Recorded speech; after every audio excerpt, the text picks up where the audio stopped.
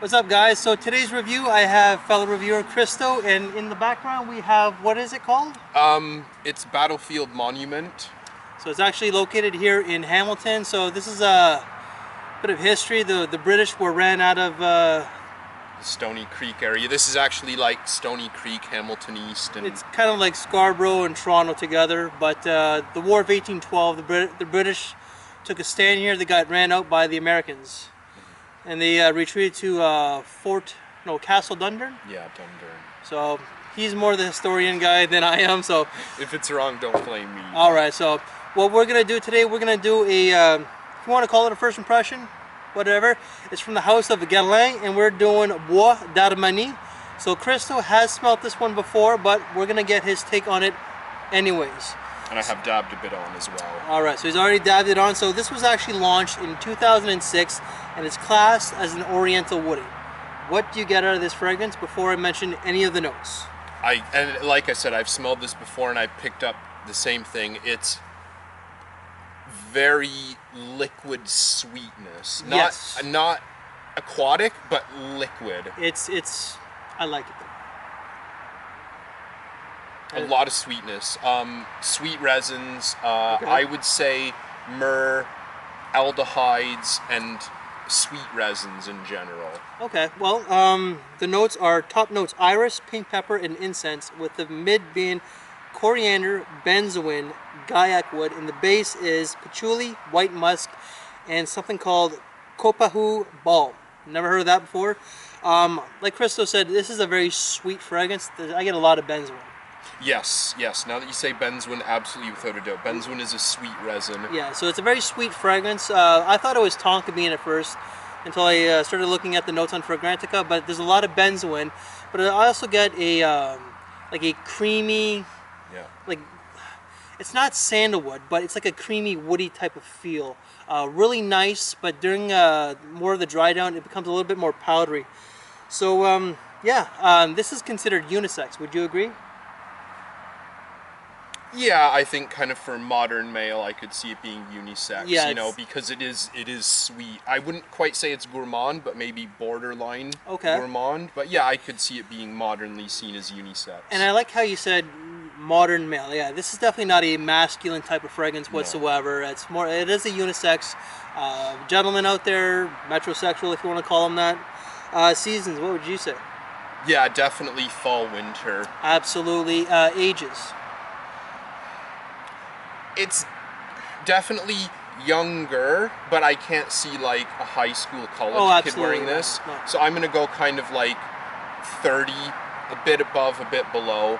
Yeah, well, young professional kind of age. As you say, it does have that younger person's feel, but I'd say 30 and up. Like, just because it does come with a really hefty price tag. That's with this one. Yeah, definitely.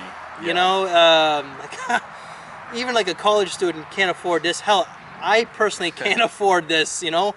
It's just that expensive.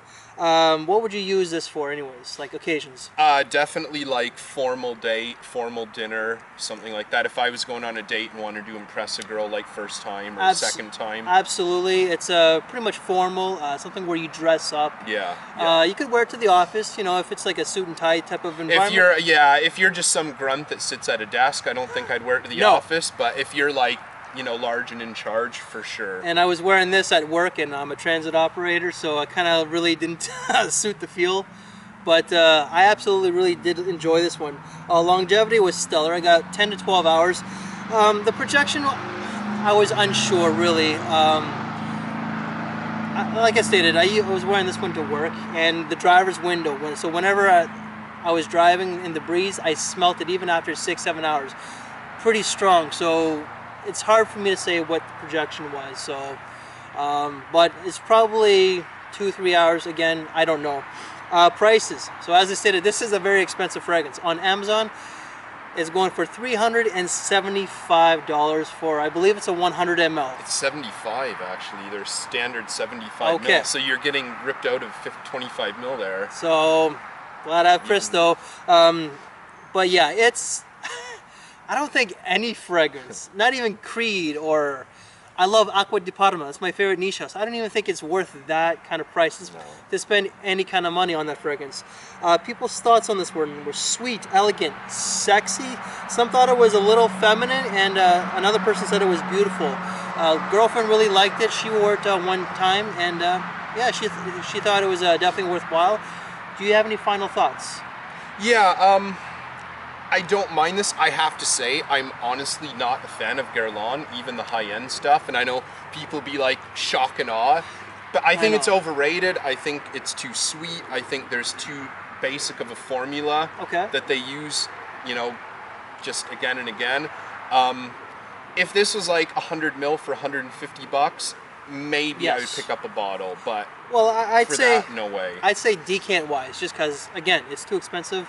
That's my flaw. I don't like the price tag with that. Yeah. And it's not because I'm cheap, which I am to some degree, but I cannot justify spending that kind of money on any fragrance, you know? This, like, I like how you stated that it's similar. Like, you know, they keep doing the same thing. Yeah. This somewhat reminds me of Tonka Imperial.